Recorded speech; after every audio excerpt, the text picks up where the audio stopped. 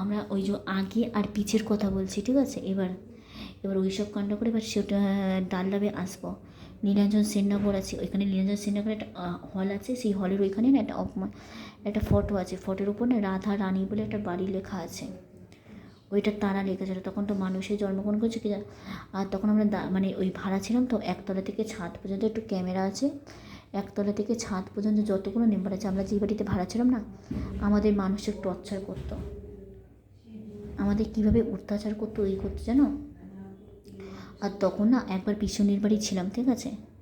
আর এই কারণেই সুস্মিতা পালের শরীরটা না খুব খারাপ হয়ে গেছিলাম। একবার পিছনের বাড়ি ছিলাম, ঠিক আছে? পিছনের বাড়িতে যখন ছিলাম তখন না আমার খুব পায়খানাটা পেয়ে গেছিলাম, আমার শরীরটা খুব খারাপ হয়ে গেছিলো না, এই কারণে আমার হঠাৎ শরীরটা খারাপ হয়ে গেছিলো, তখন পায়খানা পেয়ে গেছিলাম। আমি তখন ভয়ে বলতে পারছিলাম না। আমি তখন বোনকে বললাম, বোন তুই পিসিমণিকে বল না যে আমার পায়খানা পেয়ে গেছে, তুই বল না। বোন বলছিল না, এই কারণেই প্যান্টের মধ্যে করে দিয়েছিলাম ছোটোবেলায়। আর এই কারণেই সুস্মিতা পালের না এত শরীর খারাপ। আজকে ওর পেটে একটা অপারেশন হবে, পিচ্ছাপের জায়গায় অপারেশন হবে না, ওর কাছে টাকা নেই। আর ওর কথা না কেউ বিশ্বাস করছে না, সবাই তো ওদের লোক না তাই। আর সবাই তো মনে করবে যে যেখানে সব এক লোট আছে না, ঠিক তাই। আর এই কারণেই সুস্মিতা পালের মৃত্যুটা হবে আজকে, না হলে সুস্মিতা পালের আজকে মৃত্যুটা হতো না।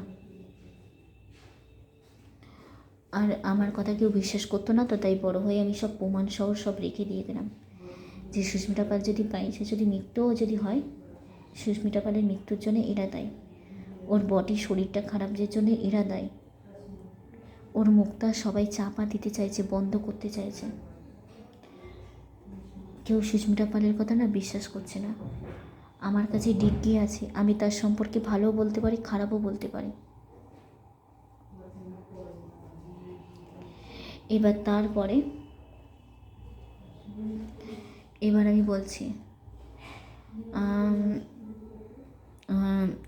বলছি এবার তারপরে এইটা লকডাউনের আগে কৃষ্ণা যা যা নিত সব টাকা পয়সা সব নিয়েছিল, যতটা পারতো ততটা সুস্মিতা পাল দিত। আর লকডাউনের আগে কাজ খুঁজতাম তো একদমই কাজ পাইনি, আর অত্যাচার করতো, এবার মানসিক টর্চার করতো।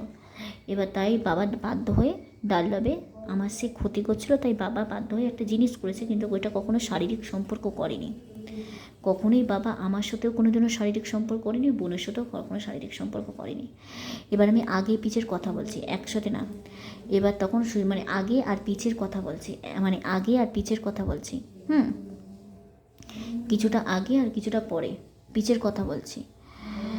এবার এই কারণে সুস্মিতা পালের না সিঁড়ির মধ্যেই না খুব সেক, মানে ওই গরম জল দিয়ে সেক দেয় না, শরীরটা খারাপ হয়ে গেছিলো। আর তাই ও সিঁড়ির মধ্যে বসে ও শরীরটা মানে সেক দিচ্ছে না। এবার তখন সুস্মিতা পালের হঠাৎ পায়খানাটা পেয়ে গেছিলো, তাই মগের মধ্যে পায়খানা করে দিয়েছিল। এবার তখন সুস্মিতা পাল কী করবে সেটা বুঝতে পারছিল না। আর এই কারণেই সুস্মিতা পালের শরীরটা খারাপ হয়ে গেছিলো, যেটা সবাই দেখে না সবসময় সত্যি না। এটা বুঝতে পারলে তো? এবার বলছি, এবার ওই সব কাণ্ড করে এবার তারপরে মানে ওই বাগবাজারে আসলাম। এবার বাগবাজারে এসেছি, এবার কী করে পাগল হয়, কী করে মানুষ জোগায়, কী করে সাইকোলজি পেশেন্ট হয়, কী করে নার্ভের সমস্যা হয়, এইসব ঘরের খবর আমরা জানতামও না, ঠিক আছে? আমিও জানতাম না, বোনও জানতো না। কী করে পাগল হয়, কী করে মানুষ জোগায়, কী করে সাইকোলজি পেশেন্ট হয়, নার্ভের সমস্যা না, আমরা দুই বোন না ঘরের খবর না কোনো দিনই জানতাম না। আর কী করে মা বাবা হয়, কী করে শারীরিক সম্পর্ক হয়, এইগুলো আমরা দুই বোন না কোনো দিনই জানতামও না, ঠিক আছে? এবার তারপরে আমরা যখন যখন আমরা দুই বোন যখন স্কুলে ভর্তি হয়েছি না, ম্যামরা আমাদের দুই বোনের ওপর কীভাবে অত্যাচার করতো, মানসিক টর্চার করতো সব কটা মানুষ, আর ওদের সাথে না কখনোই করতো না। আর বোনের ব্যাচের সবাই আর আমাদের ব্যাচের সবাই যেন আমাদের দুই বোনের ওপর, প্রত্যেকটা মেয়ে আমাদের দুই বোনের ওপর যেন কীভাবে টর্চার করতো, পাগল করতো, মানসিক সাইকোলজি পেশেন্ট, নার্ভের সমস্যায় কীভাবে অত্যাচার করতো, মানসিক টর্চার করতো, সমাজ যদি না পাগল থাকতো। আর যেহেতু জানতো আমাদের মা পাগল, আরও বেশি করতো জানো। এবার তারপরে ওই যে মানে সোমাও আমার ক্ষতি করতো আর পল্লবীও ক্ষতি করতো। তারপরে হঠাৎ সৌমেনের নাম্বার এসেছিল, সৌমেনের নাম্বার যবে থেকে এসেছে তবে থেকেই সোমা আমার ক্ষতি আরও বেশি করে করতো, আর পল্লবীও আমার ক্ষতি আরও বেশি করে করতো। সোমা পরীক্ষার সময় পল্লবীকে সাহায্য করেছে, পল্লবী সোমাকে যায়। এবার তারপরে সৌমেনের নাম্বার এসেছে, বলেছিল সৌমেন তোকে ভালোবাসে, আমি না। সৌমেনের সাথে যখন দেখা করতাম তখন বয়ফ্রেন্ড গার্লফ্রেন্ড হিসেবে আমি দেখা করতাম না, সৌমেনের সাথে আমি যখন দেখা করতে যেতাম তখন বন্ধু হিসেবে দেখা করতাম, কিন্তু বয়ফ্রেন্ড গার্লফ্রেন্ড হিসেবে সৌমেনের সাথে কোনো দিনই দেখা করতাম না। এবার পরবর্তীকালে আমাদের মধ্যে বয়ফ্রেন্ড গার্লফ্রেন্ড হয়েছিল। এটা হলো সত্যি কথাই। সৌমেনকে আমার জীবনের অতীতের কথা সবই ও বলেছিল, ও সবই জানতো। এবার সৌমেন আমার সাথে সেদিন করে মাঠের মধ্যে নিয়ে গেছিলো তো, মানে মাঠের মধ্যে নিয়ে গেছে, অর্ঘ্য নিয়ে গেছে। সৌমেন আমার সাথে শারীরিক সম্পর্ক করবে বলে মাঠে নিয়ে গেছিলাম, সেটা পরবর্তীকালে বুঝতে পেরে গেছিলাম আর কোনো সম্পর্ক রাখিনি। এবার তখন এইভাবে তাকিয়েছিলাম, তখন সৌমেন আমার গালের মধ্যে কিস করেছিল, ঠিক আছে, এটা হলো সত্যি কথা। সৌমেনের আত্মীয়র বাড়ি 2 রাত থেকেছিলাম, এটা হলো সত্যি কথা। আর তারপর থেকে সৌমেনের সাথে কোনো, আর সৌমেনকে হাক করেছিলাম এটা শুধু, আর পিঠে সাইকেলে যখন উঠেছিলাম এটা ভরসার জন্য পিঠে হাত দিয়েছিলাম, তারপরে আর কোনো সম্পর্ক রাখিনি। আর এই কারণে বাগবাজারে আর যাইনি। আর ওই কারণে আবার বাগবাজারে যখন গেলাম সোমাকে যে আমি সত্যি কথা বলেছিলাম ওইগুলো আমি বললাম, আর সৌমেনকে আবার বলেছিলাম, ঠিক আছে। আর ওইটা সুস্মিতা পালের, আর তারপর থেকেই মিথ্যে কথা বলেছিলাম, এটা হলো ব্যাপার। আগে আর পিছের কথা বলছি, মানে আগেই পিছের ঘটনাগুলো বলছি, সুস্মিতা পালের জীবন কাহিনী।